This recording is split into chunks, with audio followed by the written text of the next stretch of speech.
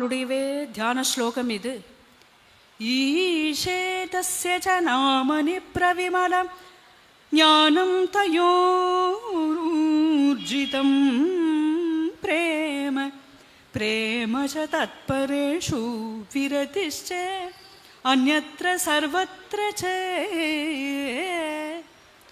சர்வத்ர ச ஈஷேக்ஷா கருணா ச யஸ்ய நியதா விருத்திஹ ஸ்ருதஸ்யாபி யம் தம் வந்தே நரரூபம் அந்தகரிபும் ஸ்ரீ வெங்கடேஷம் குரும்.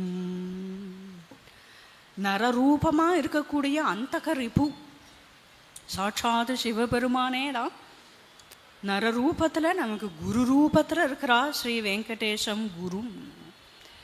ஈஷே தஸ்ய ச நாமனி பிரவிமலம் ஞானம். பகவத் தத்துவ ஞானம், ஈஸ்வர தத்துவ ஞானம் அப்படிங்கிறது ஒன்று. அப்புறம் நாமாவில் இருக்கக்கூடிய ஞானம் அப்படிங்கிறது ஒன்று.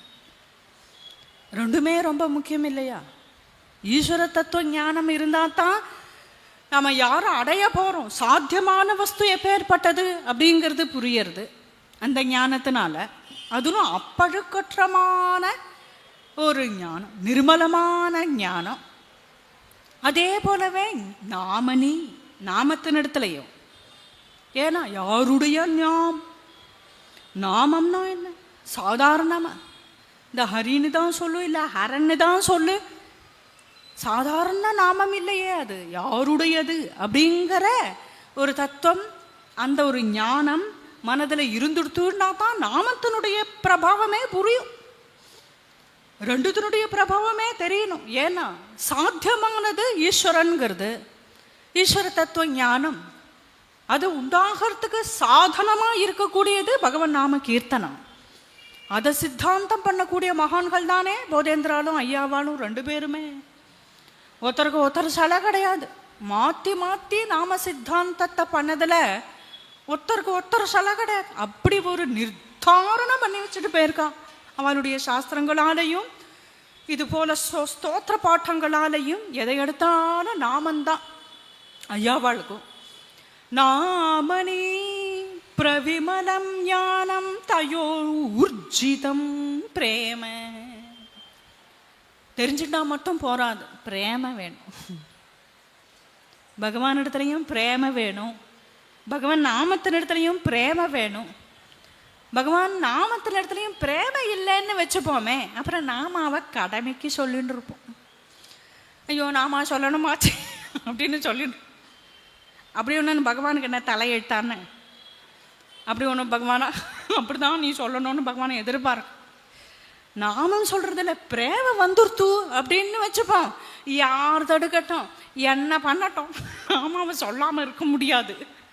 பிரகலாதனை போல மலை உச்சியிலேருந்து உருட்டினாலும் சரி, விஷம் கொடுத்தாலும் சரி, அக்னியில் தள்ளினாலும் சரி, யானை காலடியில் போட்டாலும் சரி, அவனால் நாராயண நாமத்தை விட முடியலன்னு ஏன் ஆயிடுத்துன்னா பிரேம. ஊர்ஜிதமான அந்த திருடமான பிரேம பகவானிடத்துலையும் பகவான் நாமத்தின் இடத்துலையும் வேணும். அப்படி இருப்பான். மட்டும் இல்லை, தத்பரேஷு பிரேம. யார் அப்படி இருக்காளோ அவாகிட்ட சாட்சாத் பகவானையே பார்த்தா என்ன ஒரு பிரேம காட்டுவரோ, அதே பிரேம பாகவதான் இடத்துலையும் காட்டுவரான். போய் போய் ஒவ்வொரு பாகவதால் திருவடியிலையும் விழுந்துருவார் வினயத்தோட. அப்பேற்பட்ட பிரேமையோட ஒவ்வொருத்தர்கிட்டையும் பழகுவார். தத்பரேஷு. அப்புறம் மற்ற விஷயத்துல என்ன? விரதிஷ்ச அந்யத்ர சர்வத்ர ச. அந்யத்ர ச விரதி. மற்ற விஷயம்னா அது நம்ம விஷயம் இல்லை. எப்போது பகவத் விஷயம் இல்லையோ அப்போ ராதேகிருஷ்ணா ராதேகிருஷ்ணா, சௌக்கியமான சௌக்கியமா, முடிஞ்சு போச்சு. அங்கே பேச ஒன்றும் விஷயம் இல்லையே. பின்ன ஏன் பேசினேன்னா, பேசாட்டா விடமாட்டா, திருப்பி திருப்பி சுத்தின்னு இருப்பாளே, விடலைன்னா ஏன் பேசலை அப்படின்னு கேட்பாளே. ஏதோ பேசியிருக்கோம் ராதாகிருஷ்ணா, ஓஹோ இதெல்லாம் இது போல் பித்து போல் இருக்கு நினச்சுருவா. நல்லது, ஏன்னா இதெல்லாம் அண்ணா பைத்தியம்னு எழுதி வச்சிருக்கான். பார்த்தாலே இந்த செட்டெல்லாம் அண்ணா பித்து அப்படின்னு அவளுக்கே தெரியும். அவளை பார்த்தா நம்மள இதெல்லாம் வேற பித்து. நம்மளும் நம்ம கௌரவம் நமக்கு இருக்கு இல்லையா, ராதே கிருஷ்ணா ராதே கிருஷ்ணா அதோட வந்துடுவோம். விரதிஷ்ட அந்யத்ர. ஆனால் வெறுப்போன்னு, வெறுப்பு யார் இடத்துலையும் கிடையாது. அதுதான் சர்வத்திர ஈசேக்ஷா. யார் இடத்துலையும் யாரை பார்த்தாலும் உள்ளே இருக்கக்கூடிய பகவானைத்தான் நாம் பார்க்கணுமே தவிர வெளியில் எந்த ரூபத்தில் என்ன நாமத்தில் என்னென்ன பண்ணிட்டு இருக்காளோ எனக்கு விஷயம் இல்லை. யார் இடத்துலையும் யாராவது மேலே போகும்போதே கால் பட்டுட்டா கூட தொட்டு ஒத்திக்கிறோம் இல்லையா, தொட்டு ஒத்திக்கிறோம் இல்லையா. ஒத்திக்கிறது எதை? பாஞ்ச பௌதிகமான இந்த சரீரத்தை யான்னு கிடையாது. இது எப்படி ஒரு சரீரமோ அது ஒரு சரீரம், அது ஒரு சரீரம். எல்லாம் சரீரம்னு பார்த்தா ஒன்று தான், எல்லா ஜீவன்களும் ஒன்று தான். ஆனால் சாதாரண ஆத்மாக்களுக்கும் இவா மகாத்மா அப்படிங்கிறதுக்கும் வேறுபடுறது எது அப்படின்னா உள்ள அவா செய்யக்கூடியதான உபாசனை. அப்போ மதிப்பு எதுக்குன்னா உள்ள இருக்கக்கூடிய ஆத்மாவுக்கு, உள்ள இருக்கக்கூடிய பகவானுக்கு. அப்போ எல்லாரையும் பார்க்கும்போது அந்த புத்தியோடு பார்த்துட்டேன்ப்பா, அதை காட்டுறாராம் எங்கள் ஐயாவால். சர்வத்திர ஈசேட்சா கருணாச்சே.